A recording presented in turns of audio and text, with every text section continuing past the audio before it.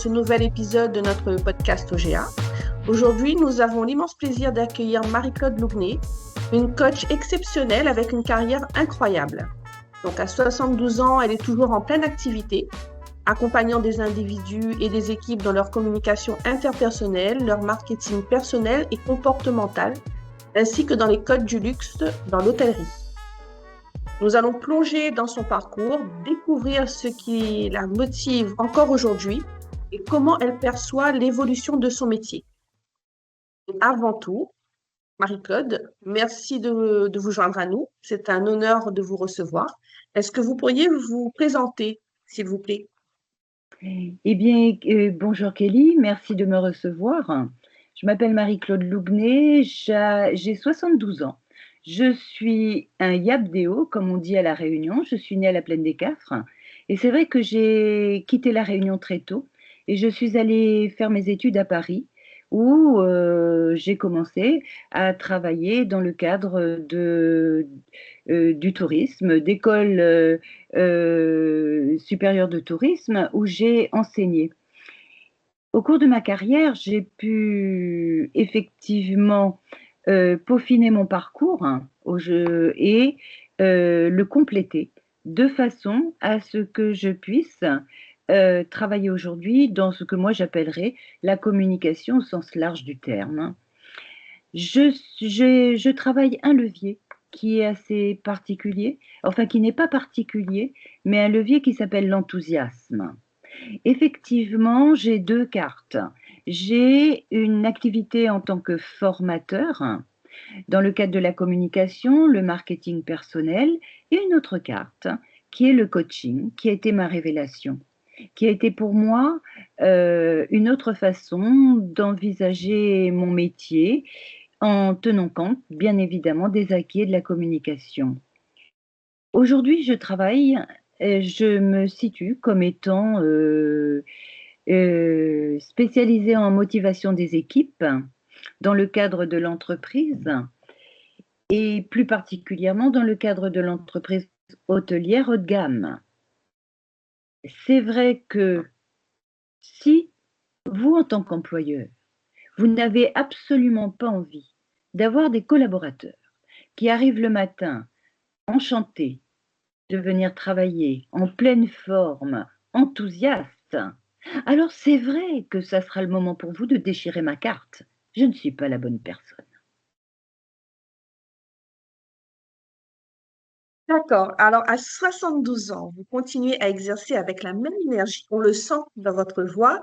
Et qu'est-ce qui vous motive à rester actif dans ce domaine? Alors, le maintien de ma santé, c'est-à-dire que le travail, c'est la santé avant tout. C'est-à-dire que c'est quelque chose qui va vous permettre d'exister, de vivre. Et aujourd'hui, au niveau des organisations, on se rend compte que les gens pensent que le travail nous tue, nous fatigue, ça ne va pas, parce que je pense qu'on a perdu le sens.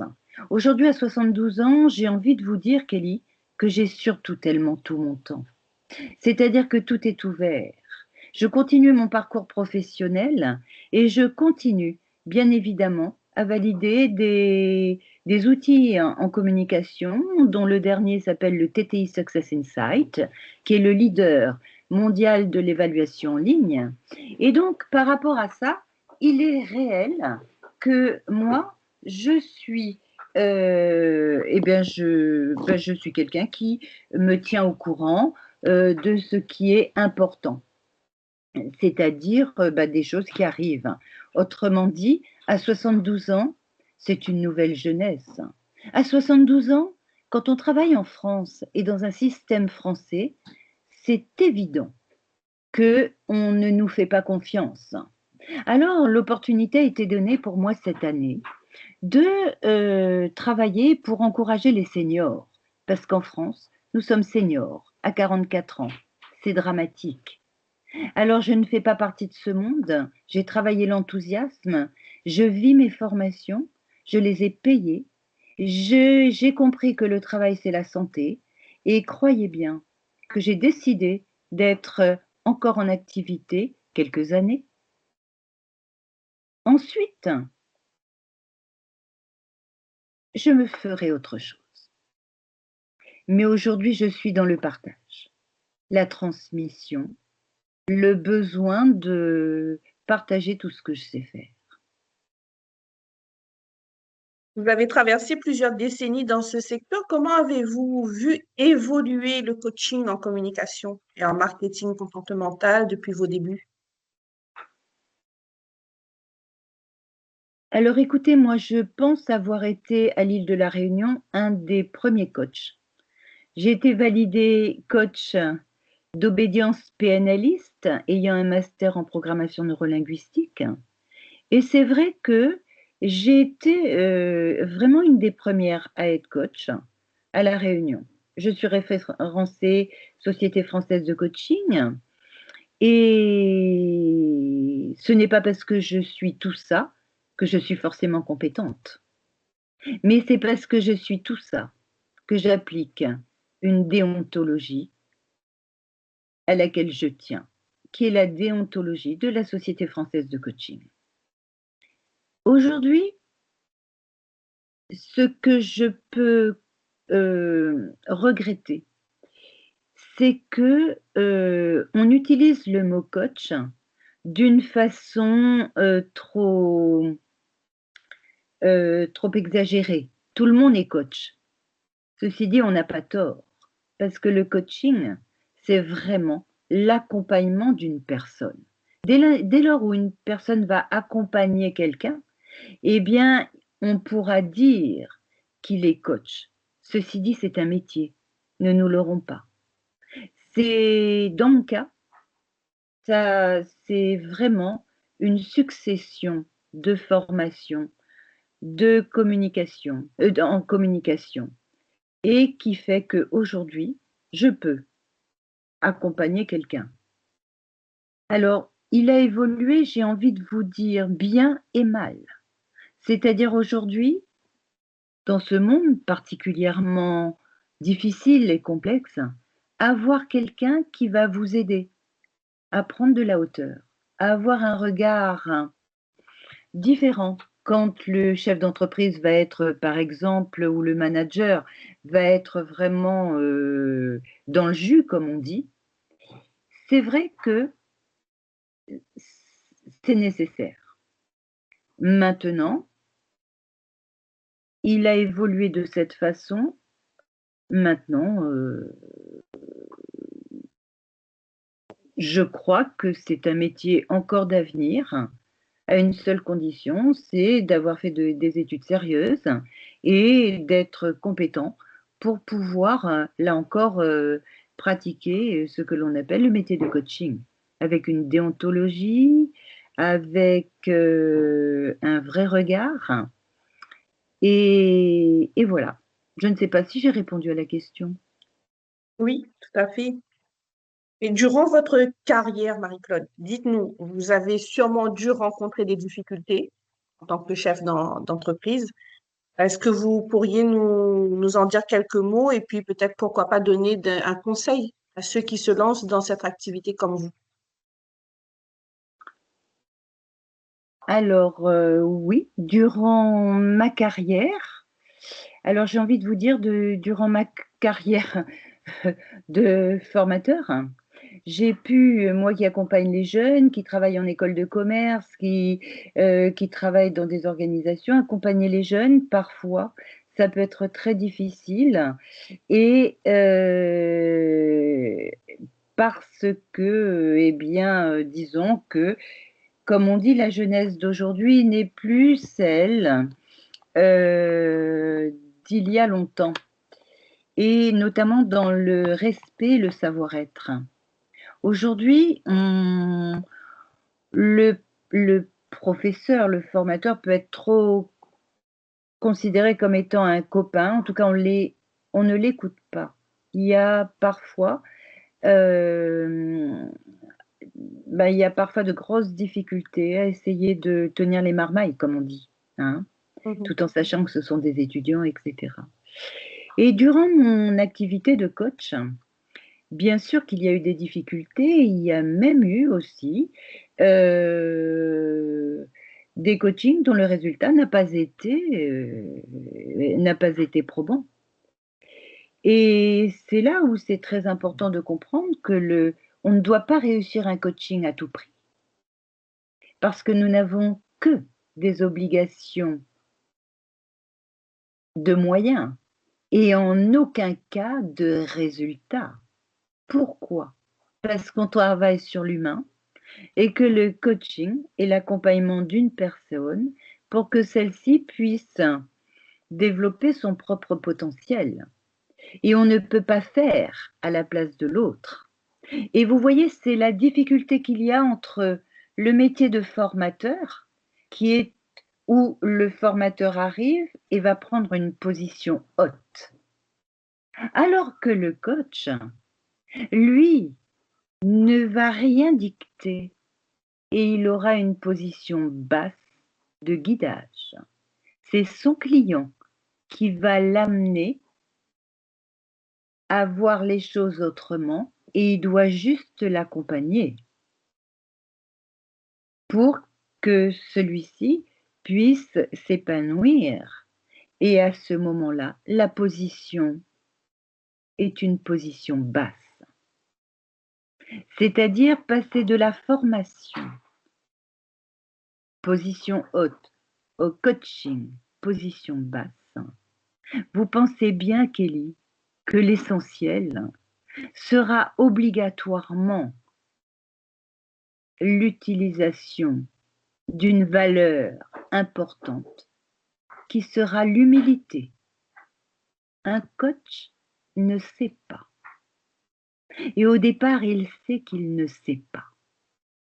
Et c'est cette position qui, dans sa pratique, peut être difficile. Et c'est ce que je pourrais recommander aux jeunes coachs, c'est de leur donner la possibilité de se dire, vous ne pouvez pas tout réussir. Il y a des clés, travailler dans la bienveillance. Parce que l'accompagnement humain est toujours la chose la plus sophistiquée, la plus difficile, la plus délicate, la plus merveilleuse. Et bien évidemment, la base du coaching sera l'écoute. Voilà. Bien, merci beaucoup pour ces précisions. On a bien vu la différence entre le coaching et la formation. Merci. Dans votre approche, vous intégrez de nombreuses techniques variées allant du coaching individuel à celui d'équipe. Comment adaptez-vous votre coaching aux besoins spécifiques de vos clients?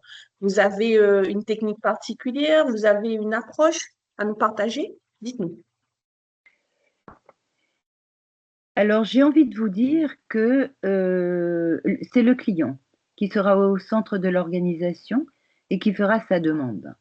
Et en fonction, bien évidemment, des objectifs qu'il souhaite atteindre, il m'appartient de proposer un coaching d'équipe de façon à ce que l'équipe puisse progresser. Ou alors, à ce moment-là, proposer un coaching plus individuel en fonction des cas. C'est cas par cas. C'est beaucoup plus délicat. C'est juste le métier. C'est-à-dire, c'est à l'issue d'entretiens, à l'issue d'audits et de rendez-vous avec l'organisation que on voit ce qui serait le plus adapté en fonction des objectifs. Voilà, j'ai envie de vous dire ça. Et puis après, ce sont des outils qui sont différents. OK. Vous êtes adhérente à OGA Réunion depuis plusieurs années. Vous êtes même administratrice chez nous. Quels sont les services qui vous ont particulièrement été utiles à OGA? Alors écoutez, moi je suis effectivement depuis des années et des années et des années et des années à l'OGA. Alors les services qui m'ont été utiles, ça a été le regard de prise de hauteur justement par rapport à une comparaison notamment avec d'autres organismes de formation qui m'ont permis à un moment donné de me situer et me dire dans quelle tranche j'étais, ou c'est cette espèce de ce regard extérieur. Ce que j'ai appris aussi, c'est qu'on ne fait pas n'importe quoi. Vous savez, quand on est indépendant, Et quand on ne connaît pas, quand on ne connaît pas tout ça, moi, j'avoue que j'ai été un peu perdue au départ, et j'ai eu affaire à un cabinet comptable qui m'a expliqué que les factures que j'ai dépensées pour mon affaire, il fallait pas les jeter. Et ensuite, bien évidemment, quand j'ai compris l'urgence, je me suis inscrite donc à anciennement l'AGA PLR et qui est devenue par extension l'OGA. Aujourd'hui, l'évolution est complètement exponentielle. Je pense que ça correspond, c'est le produit qui sera, qui est nécessaire aux professions libérales, aux indépendants, aux auto-entrepreneurs, parce qu'il y a un regard, il y a du vrai professionnalisme, et votre présence, Kelly, montre bien à quel point il y a une volonté de l'organisation de faire progresser. Et l'intérêt pour moi de l'OGA, c'est d'avoir affaire à une équipe de professionnels. Et je fais partie du conseil d'administration, mais vous n'étiez pas là. Mais j'ai été présidente de l'AGPLR il y a bien des années. Ai-je été une bonne présidente? Je ne sais pas le regard que j'ai pu avoir à ce moment-là. Mais je suis très attachée à cette organisation et je me félicite de voir qu'aujourd'hui, elle est dans le vent, qu'elle avance bien, qu'elle est tonique, avec un personnel compétent, avec des jeunes qui sont au service des petites entreprises. Et réellement, je vous remercie. Notre rendez-vous prouve aussi cette évolution. Merci à vous également.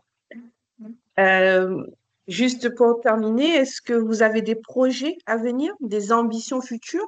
Est-ce que vous aimeriez partager avec nous ce que vous souhaitez faire pour la suite? Alors écoutez, j'ai beaucoup de chance parce qu'aujourd'hui, mes anciens élèves viennent me retrouver, ils ont tous de belles carrières et ils me proposent de les accompagner pour un autre regard, pour qu'ils puissent bien sûr voir les choses un peu autrement en tant que prise de hauteur. Donc c'est vrai que en ce moment, c'est le partage. Partager ce que je sais faire. Ensuite, comme je vous avais dit que le travail était la santé, j'ai plein d'idées. Donc, aujourd'hui, j'étudie, je continue à voir des choses. Et ce que les gens ne savent peut-être pas, c'est que j'ai à chacun son grand raid. Moi, je suis allée faire le mien et je suis allée passer une certification internationale où j'étais la seule française, donc la seule réunionnaise. J'ai travaillé avec des Russes, des Américains et des Japonais. Et je fais partie aujourd'hui d'un outil qui s'appelle le Lab Profile, Language and Behavior. Et je fais partie des 650 traîneurs dans le monde à avoir ces leviers de motivation, qui a été développé par une Canadienne qui s'appelle Shelley Roche-Charvet. Et je pense qu'elle m'a contactée il n'y a pas longtemps pour que je puisse transmettre ce magnifique outil. Et elle m'a contactée pour intégrer son groupe coach. Et j'avoue que 2026, c'est une magnifique perspective qui s'ouvre pour moi. Et le partage. Et avoir des jeunes qui viennent et qui me trouvent inspirante. Et je leur souhaite à tous d'avoir le bonheur de bien comprendre qu'aujourd'hui, le travail et la santé. Vraiment, pour moi, c'est ça. Mais pas n'importe comment. C'est-à-dire que l'idée, c'est quel est ton degré d'implication le matin quand tu vas aller travailler. Parce que, vous voyez, vous êtes sûrement une maman ou il y a des mamans ou des parents. Si les parents rentrent le soir en disant à leurs enfants qu'ils sont fatigués, croyez-vous que vous allez générer l'envie pour vos enfants de travailler demain? Je ne crois pas. À bon entendeur, salut. La route est longue, j'ai tout mon temps. Un individu doit vivre jusqu'à 105 ans, Kelly. Alors je l'emprunte. Merci beaucoup, Marie-Claude, pour ce partage d'expérience et pour avoir pris le temps de nous inspirer. Votre parcours est une vraie source de motivation pour nous tous. Comment est-ce que nos auditeurs peuvent-ils entrer en contact avec vous ou en savoir plus sur votre entreprise? Écoutez, je n'appartiens pas à beaucoup de réseaux, mais quand même un qui s'appelle LinkedIn. Donc, ils peuvent rentrer en contact avec moi par le biais de l'OGA qui peuvent donner mes coordonnées. Et j'ai bien évidemment un site internet. Alors, je me fais reconnaître sous le nom de Global Coaching. Alors, très facile, ça peut être globalcoachingtoutcollé.re. Ça peut être également Global Coaching, marieclaudelugnet.com, enfin quelque chose comme ça. Alors, quand je dis quelque chose comme ça, c'est-à-dire vraiment je suis sur le net. J'ai un site internet. Merci à nos auditeurs pour leur fidélité. Si vous avez aimé cet épisode, n'hésitez pas à le partager et à vous abonner à notre podcast pour ne pas manquer les prochains épisodes où nous continuons à donner la parole à nos entrepreneurs passionnés et inspirants comme Marie-Claude. À bientôt sur OGA. Merci beaucoup. Merci à vous.